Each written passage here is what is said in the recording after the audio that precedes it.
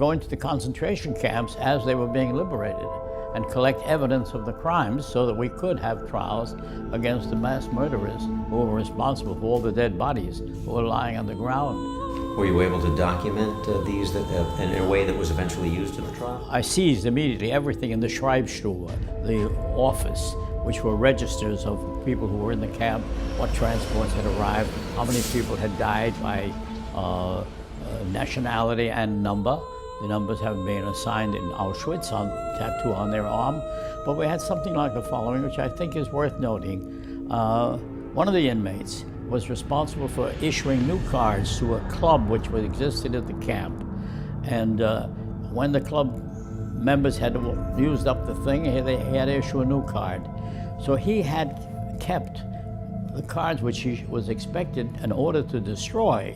He had kept them and saved them in a box, which he had buried near the electrified fence. And when I came into his office, the office in the camp, he said, "I've been waiting for you, come with me." Took me to the electrified fence, dug up a wooden box, took it out, and there he had, and handed over to me, the portrait of every SS guard who'd been in that camp, giving his name, place of birth, his address, and so on. The United States had decided that we ought to have additional trials because that small sampling of just a few leaders didn't tell the whole story. He wanted the doctors to explain why they performed medical experiments on innocent victims. We wanted the judges to explain why they perverted the law for political purposes. We wanted the SS to explain why they murdered millions of people, including hundreds of thousands of children. We wanted the industrialists to explain how come they worked people to death. This was a tragic fulfillment of a program of intolerance and arrogance. Vengeance is not our goal.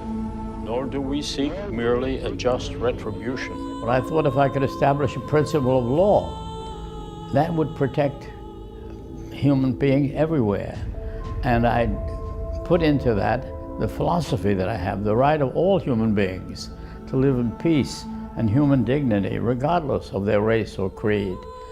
And it was my plea of humanity to accept law as the way of settling their disputes. And I've been working on it ever since.